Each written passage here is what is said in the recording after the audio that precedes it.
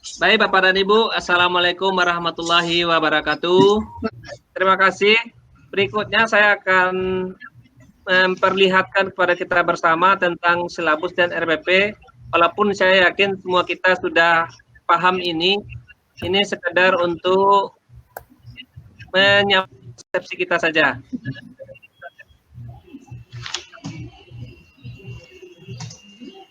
Ada beberapa slide yang bisa kita tayangkan Bapak dan Ibu. Yang pertama tentang silabus. Seperti yang kita ketahui bersama, untuk silabus kita masih mengacu kepada Permendikbud nomor 22 tahun 2016 tentang standar proses, di mana di sana sudah diatur ada 9 komponen yang harus ada dalam silabus kita, mulai dari identitas sampai kepada sumber belajar. Jadi ada 9 komponen. Berikutnya Bapak dan Ibu, apabila 9 komponen tersebut kita susunkan menjadi format silabus, maka kira-kira bentuknya format silabus itu menjadi seperti ini. Pertama, di atas ada komponen identitas, baik komponen identitas satuan pendidikan maupun identitas mata pelajaran. Kemudian ada rumusan KI, karena ini format dikhususkan untuk mata pelajaran selain agama dan PKN, maka yang dituliskan hanya KI 3 dan KI 4 saja. Jadi mungkin ini menjadi perhatian kita bersama, kadang-kadang di kawan-kawan sekolah masih banyak menuliskan mata pelajarannya bukan agama dan PKN, tapi KI 1 dan KI 2-nya tetap ada. Jadi ini untuk kita ingatkan bersama. Kemudian untuk komponen ketiga sampai 9, biasanya kita buatkan dalam bentuk tabel. KD kita ambilkan dari Perdirjen 464 tahun 2018 tentang KIKD, itu aturan terbaru. Kemudian untuk IPK, kita rumuskan masing-masing guru mata pelajaran tentu dengan mengacu kepada beberapa ketentuan. Ketentuan tersebut diantaranya yang pertama, jumlahnya minimal 2 masing-masing KD. Kemudian yang kedua, kata kerjanya harus operasional, terukur, bisa diobservasi. Kemudian yang ketiga, di salah satu IPK-nya, level KKO IPK-nya sama dengan level gradasi KD, atau yang kita sebut dengan IPK esensial atau IPK pokok. Kemudian kalau nanti kita berhasil merumuskan beberapa buah IPK, maka IPK tersebut kita susun berurutan mulai dari yang level KKO-nya terendah sampai kepada IPK dengan level KKO tertinggi. Untuk materi pokok kita ambilkan dari materi KD atau materi IPK, alokasi waktu berdasarkan analisis minggu efektif yang sudah kita susun, kemudian kita lihat berapa jatah masing-masing pasangan KD ini yang kita isikan. Kemudian untuk kegiatan pembelajaran, kalau dari sumber BMTK 13 terakhir di Jakarta tahun 2018 yang kita isikan di sini adalah kegiatan pokok-pokok pembelajaran berpendekatan saintifik atau 5M. Nanti kita lihat contohnya. Namun demikian Bapak dan Ibu, dari beberapa sekolah yang saya lihat ada 3 pola kawan-kawan guru mengisikan narasi di kegiatan pembelajaran ini. Pertama, yang tadi, kawan-kawan di sekolah mendiskusikan kegiatan pembelajaran sesuai dengan kegiatan 5M. Kemudian ada juga kawan-kawan yang mendeskripsikan kegiatan pembelajaran di silabus ini sesuai dengan intak dan pelajaran. Kemudian ada juga kawan-kawan di sekolah yang mendeskripsikan kegiatan pembelajaran ini persis sama dengan deskripsi kegiatan pembelajaran rinci di RPP. Saya kira kita mengakomodir saja ketiga jenis atau model gaya kawan-kawan merumuskan kegiatan tersebut, baik yang menggunakan pendekatan 5M maupun yang menarasikan dengan menggunakan pendekatan sintak ataupun yang merumuskan kegiatan pembelajaran persis sama dengan apa yang ditulis di RPP. Kemudian untuk penilaian, kita menuliskan di sini teknik penilaian yang akan kita lakukan, baik untuk sikap, pengetahuan maupun keterampilan. Namun demikian kadang-kadang banyak juga kawan-kawan guru di sekolah hanya menuliskan pengetahuan dan keterampilan saja. Sebetulnya kita berharap lengkap ketiga-tiganya, karena penilaian sikap merupakan tanggung jawab kita bersama, tidak hanya guru mata pelajaran agama dan PKN. Kemudian untuk sumber belajar kita isikan judul atau nama dari referensi yang kita gunakan, baik cetak maupun elektronik. Nah, untuk penulisan sumber belajar juga ada dua variasi saya lihat, ada yang menuliskan nama sumber belajarnya saja, ada yang menuliskan lengkap, seperti menulis daftar pustaka. Tetapi saya kira kedua-duanya bagus, jadi kita akomodir saja kedua-duanya, yang menuliskan nama sumber belajarnya saja bisa kita terima, ataupun yang menulis lengkap kalau memuat dan bagus, tampaknya selebutnya ya silakan saja. Kemudian untuk format silabus khusus agama dan PKN, bedanya hanya sedikit. Di komponen kedua tentang KI, itu lengkap dirumuskan mulai dari KI 1 sampai KI 4, kemudian di KD-nya juga lengkap mulai dari KD 1 sampai KD 4. Cara pengisian komponen yang lain sama saya kira. Kemudian ini contoh ya, waktu kita BEMTEK instruktur kurikulum provinsi di Jakarta 2018, ini contoh pengisian dari pusat. Jadi ini alternatif pertama yang bisa kita pakai, khususnya yang bervariasi itu kan di kegiatan pembelajaran. Tapi tadi sudah saya katakan, kawan-kawan yang mau menggunakan pendekatan sintak di sini, menguraikan sesuai dengan langkah-langkah sintak, silakan juga.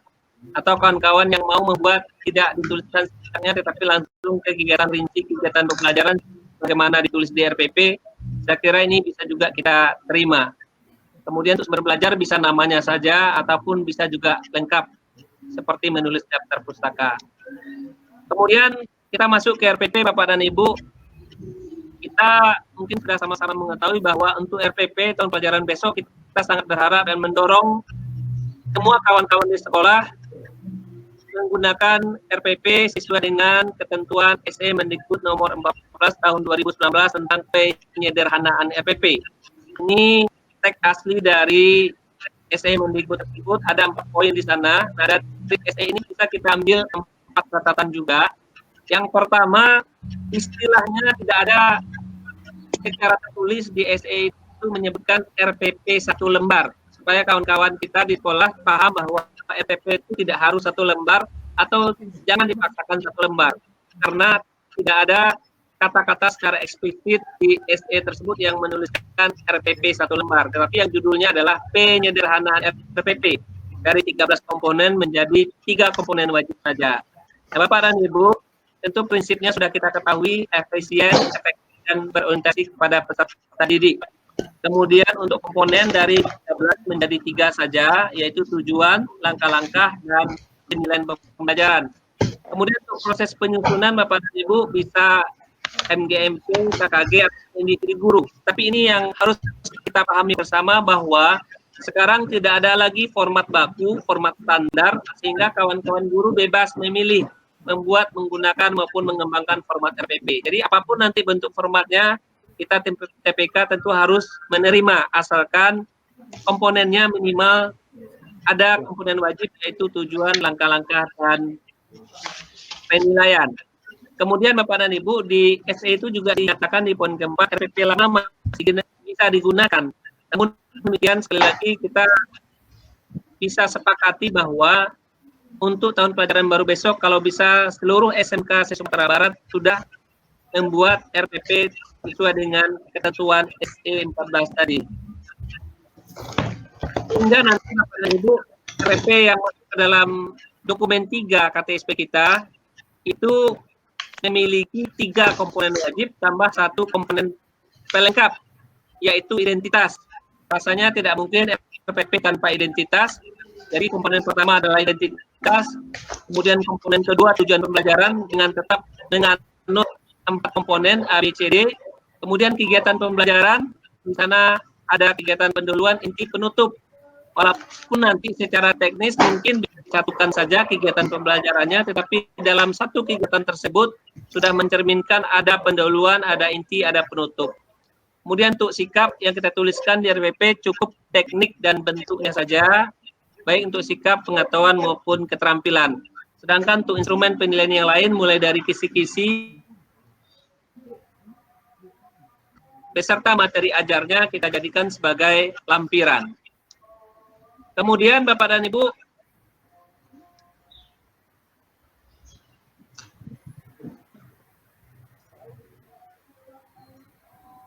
4C, PPK, literasi, dan integrasi.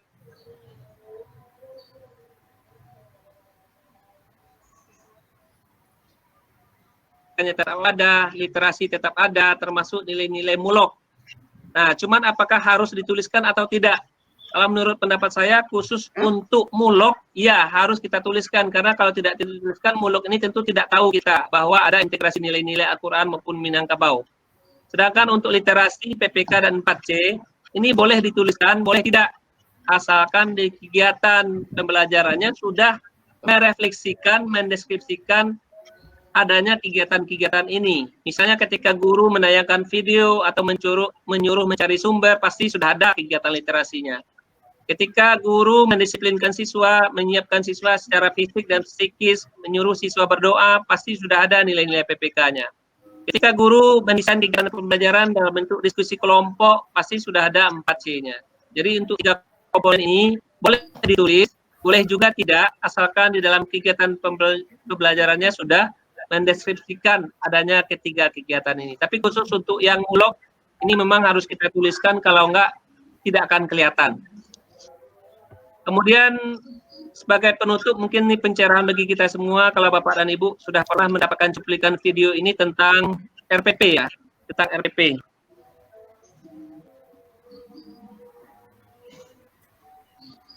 Parmen. Yep. Azan, jadi kita tunggu dan kita pakai. Oke, ini tayangan ini udah selesai Bapak dan Ibu. Oh, itu selesai.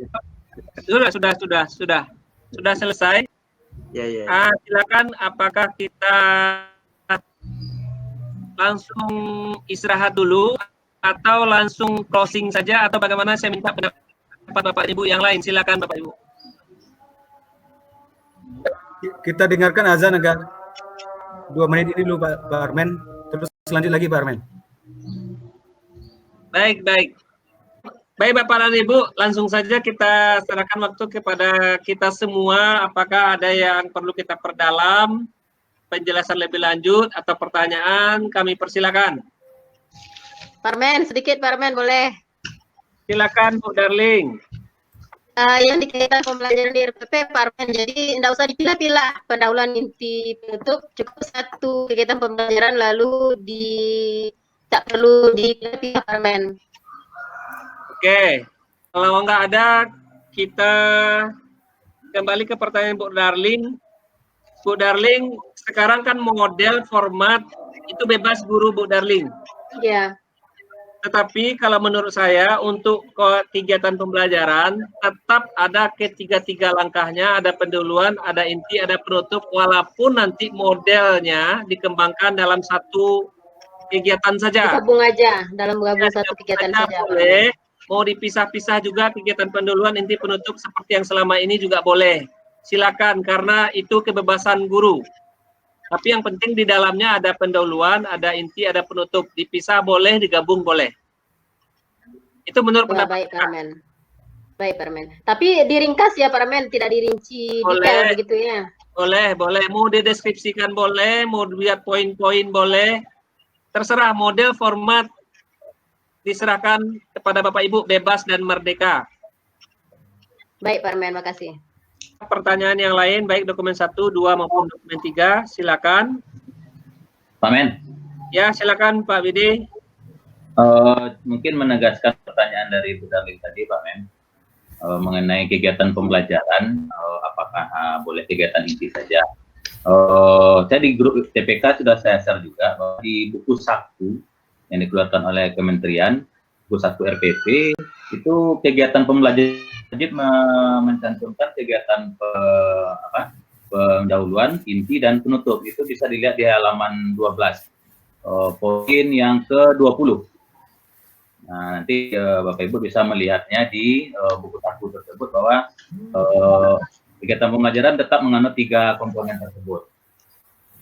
Itu Pak Men. Kemudian mengenai apa Pak Men, yang pengolahan nilai hasil belajar, mungkin sedikit penegasan saja.